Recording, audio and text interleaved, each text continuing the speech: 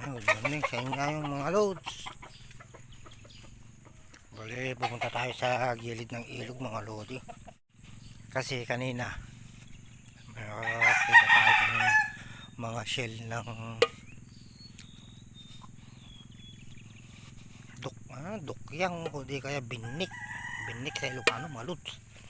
Ito lang yung gamit natin mga lodi. Yan, ganyan lang mga lods at kuha tayo ng ibang gamit. Yan mga lods, maghahunting tayo ng ulam mga lodi.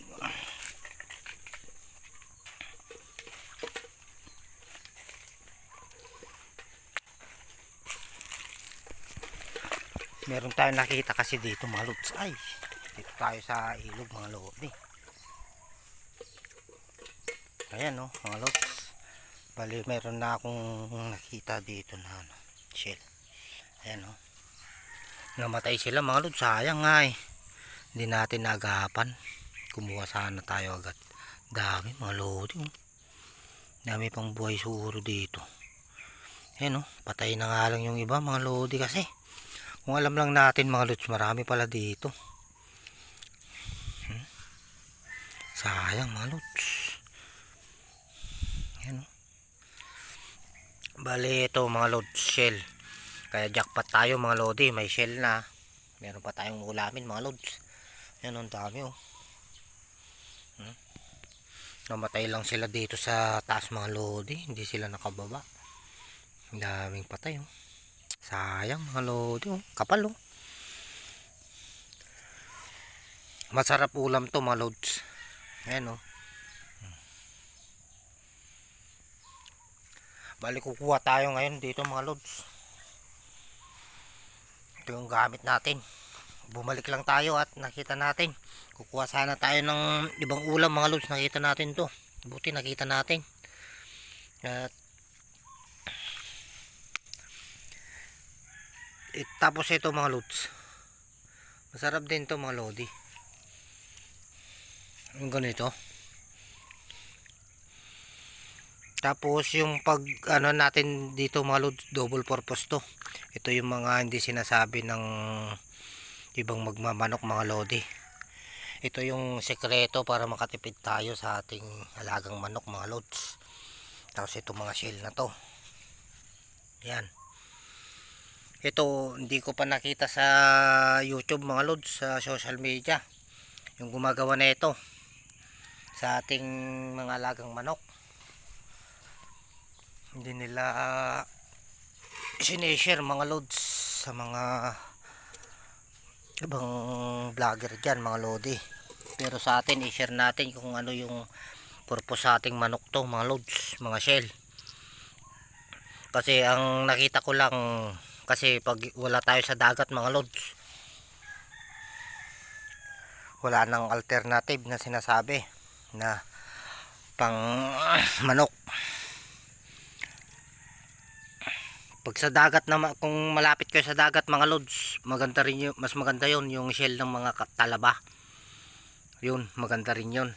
O di kaya yung shell ng may ano, shell ng may yung gumagapang ang tawag doon, yung gumagapang na shell na nilalaro ng mga bata, yun maganda rin yun mga lods sa ating alagang manok. Tapos eto, dito tayo sa gilid lang ng ilog mga lodi oh. Yan, dito lang tayo sa ilog. Bali ang purpose naman natin ngayon dito mga lods, ito shell. At saka kukuha tayo ng mga buhay. Kasi nakita natin, nag-try kasi ako kanina. Ayan o, may nakuha akong buhay. Kaya kumuha tayo ng shell at saka buhay. Ito mga lods, malaking tulong sa ating manok po rin to mga lodi. Hindi lang ulam to, kundi malaking tulong. Hindi na tayo bibili ng ano mga lods, ng mga pampatunaw sa ating alagang manok. Ito po yung isang magandang alternative sa ating manok mga lods sa pampatunaw. Bali i-separate natin yung video mga lods kung paano nating gawin to para magawa naman ng ating mga baguhan na nagmamanok dyan na kagaya ko na gusto makatipid sa ating mga manok panabong mga lodi. Ganyan lang. I-discuss natin sa susunod na vlog natin mga lods. Kaya katulad niyan mga lodi, hindi tayo nakapag-prepare ng lalagyan kasi biglaan to mga lods. Kanila lang natin nakita at sayang. Kung kahapon pa natin alam to mga lodi, hindi nagapan sana natin yung mga patay. Ngayon namatay lang sila sa loob ng namatay lang sila sa loob ng dami. Lalaki patay na to itong mga nandito sa taas mga lodi. Kapal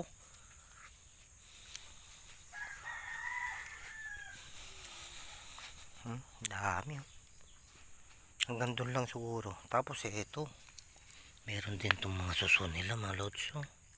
Yan to, masarap din to. Ito pwede rin sa ating mga manok. Yan yung mga sekreto. Kasi yung iba na vlog mga lodi, sinasabi lang yung mga galing sa dagat. Pero ito tested improvement na natin to mga lods. 101% mga lodi sa ating alagang manok mga lods. Talagang mabisa to na pampatunaw sa ating alagang manok mga lods. At saka isa pa, hindi lang yun ang may tutulong sa atin dito ngayon to mga lods, dahil may ulam pa tayo mga lodi. Masarap din na ulam to mga lods.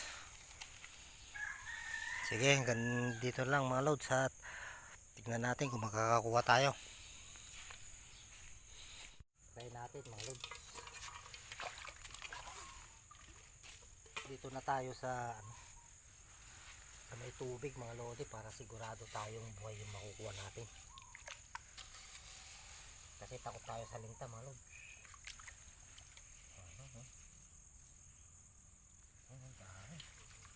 Wala kasi tayong wala tayong paglagyan na iba mga lodi. Dito lang tayo talaga. Tapos takot pa tayo sa linta mga lods. Ayan dami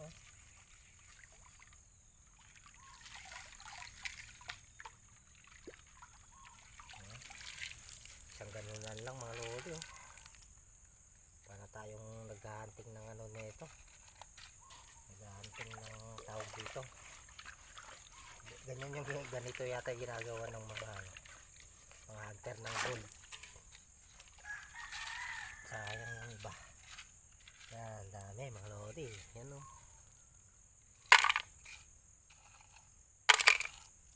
pero yung maliliit pakawalan na natin para narami pa sila. Sa tagal-tagal natin dito mga lods, mga gulay-gulay kasi kinukuha natin, hinahunt. Ngayon meron palang ganitong ulam dito sa ilog, kaya para marami pupunta dito mga lods.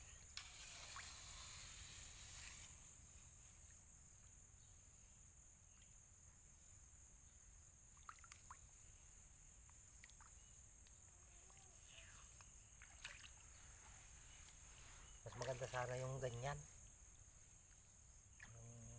Okay, wala tayong ganun mas mabilis sana yan mga lodi.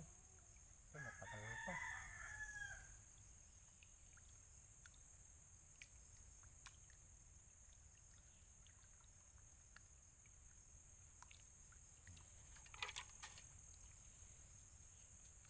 Buti meron pa tayong makukuha mga buhay.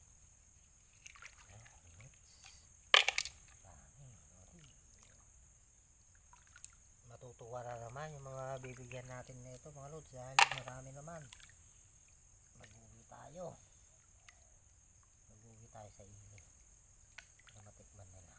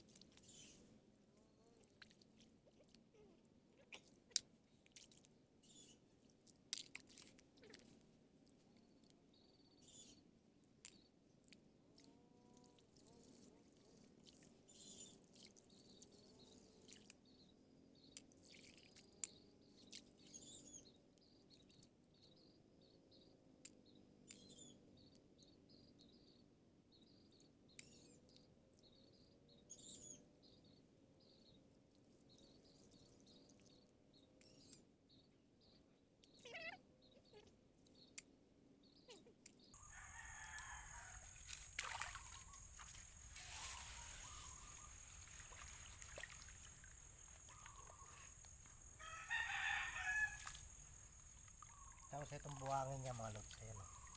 Ganda. Yan. Yung buhay na buhangin mga lodi o. Yan yung mga stone grits mga lods. Nakikita nyo. Yan. Ito pwede rin sa ano, sa ating mga manok. Itong lupa na to.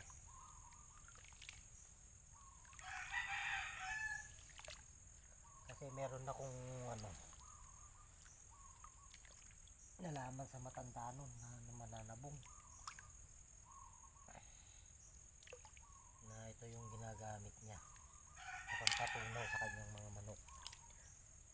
Kaysa bibili tayo sa mga gusto lang magtipid mga lodi. Ito dito.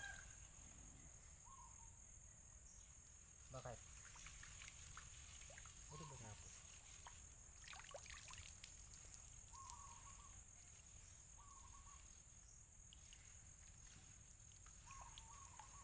May nakikita yata si ano, tao yata.